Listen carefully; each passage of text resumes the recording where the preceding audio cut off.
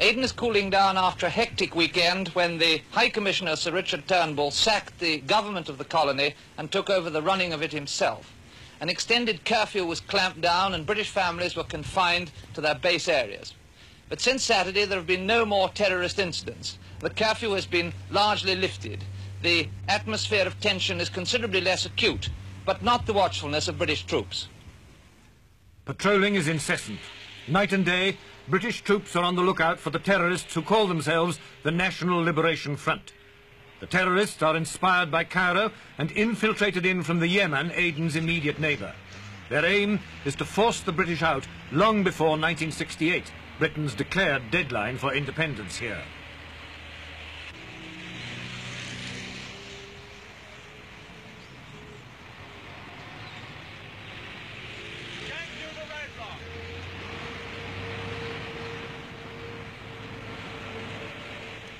One of Sir Richard's most effective weapons is the snap roadblock, set up in a minute, any time, anywhere.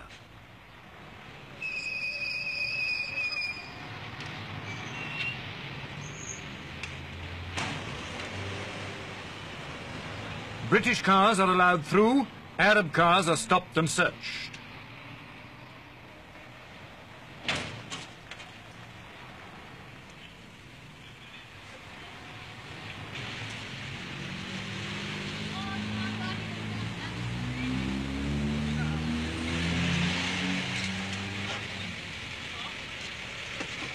Already 30 terrorists have been captured, as well as many weapons, mostly Russian-made, and documents that show that the terrorists have been badly hit by intensive patrolling.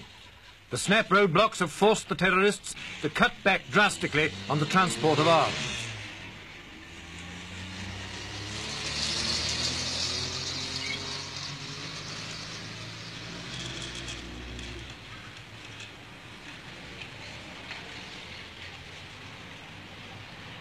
Of the 20,000 Britons now in Aden, 12,000 are servicemen and more are on the way.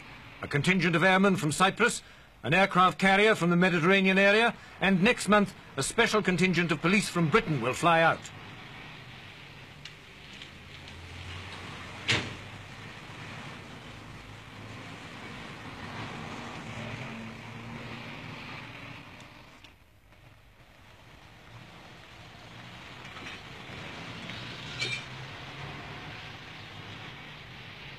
In the past 20 months, 11 Britons have been murdered by the terrorists, many more have been injured. 4 weeks ago, Sir Arthur Charles, British Speaker of the Aden Parliament, was shot and killed. British officials say there's been a calculated attempt to destroy the police special branch.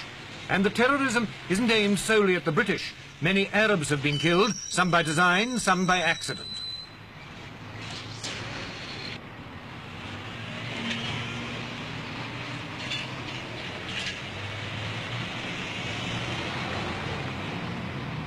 The terrorist methods revive memories of the Elka terrorism in Cyprus 10 years ago. They're well organized and highly trained. They used Chicago gangster techniques, firing submachine guns from moving cars, lobbing grenades into crowded areas, using smoke bombs to make a getaway. Though small in number, they make a formidable enemy. So far, though, they've managed to raise little popular support in Aden, and they've made no attempts on the lives of British servicemen's families. There are more than 2,000 wives and children of British servicemen in Aden, and if the terrorists continue to follow the techniques of Ioka, the next stage will be attacks on them.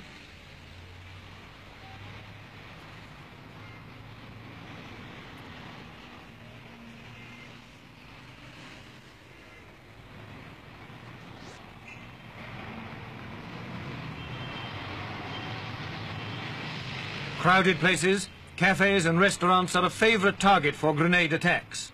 No one in Aden knows where the terrorists will strike next. Every vehicle, however traditional and peaceful in appearance, could be moving arms for the next outrage.